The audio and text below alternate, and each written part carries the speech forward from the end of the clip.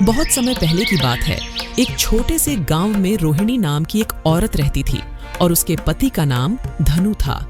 वह एक बहुत ही चांडाल और अहंकारी औरत थी और वह अपने पति को देखना नहीं चाहती थी। वह अपने पति को जान से मारने के लिए रोजाना नए नए तरीके अपनाती थी, परंतु धनु किसी तरह से बच जाता था।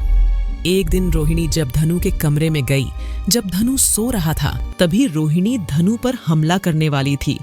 तभी धनु की आंखें खुल गईं और धनु बोला, अरे रोहिणी, इतनी रात को मेरे कमरे में क्या कर रही हो?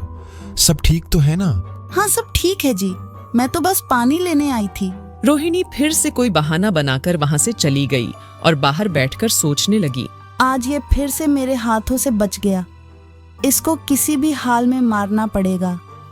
क्यों ना इस धनु के बच्चे को मारने के लिए इसके पीछे एक चुड़ैल या भूत छोड़ दिया जाए। अब रोहिणी एक दिन रात को एक तांत्रिक के पास गई और वह देखी कि तांत्रिक तपस्या कर रहा था। तभी रोहिणी ने उस तांत्रिक को आवाज लगाई, बाबा मेरी मदद करो बाबा। इतना सुनते ही उस तांत्रिक की आंखें खुल गईं। हाँ बेटा, बताओ क्या परेशानी है? बाबा, मैं अपने एक दुश्मन को जान से मारना चाहती हूँ। आप उसके पीछे एक चुड़ैल को छोड़ दीजिए। आप जितना बोलेंगे उतना मैं आपको पैसा दूंगी। ठीक है बेटा, जैसा तुम कहोगी वैसा ही होगा। अभी तुम घर जाओ, तुम्हारा दुश्मन आज मर जाएगा। फिर तांत्रिक ने रोहिणी के साथ एक चुड़ैल को भेज दिया। वह चुड़ैल रोहिणी के साथ उसके घर पर आकर ये देखकर हैरान हो गई कि ये रोहिणी अपने ही पति को मारना चाहती है।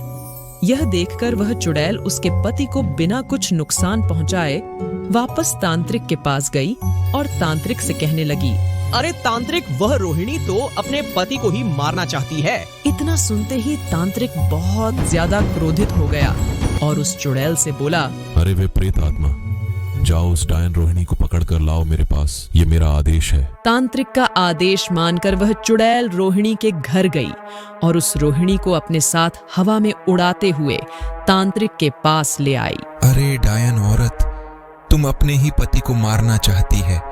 तू कितना निर्दयी है रे, मैं तुझे छोड़ने वाला नहीं हूँ।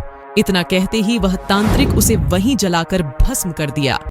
असल में वह तांत्रिक और धनु दोनों ही एक अच्छे मित्र थे, जिसके कारण धनु की जान बच गई। हमें इस कहानी से यह शिक्षा मिलती है कि हमें किसी भी परिस्थिति में अपने मित्र का साथ नहीं छोड़ना चाहिए, क्योंकि मित्र कभी भी किसी भी समय या किसी भी परिस्थिति में हमारी मदद के लिए उपस्थित रहते हैं।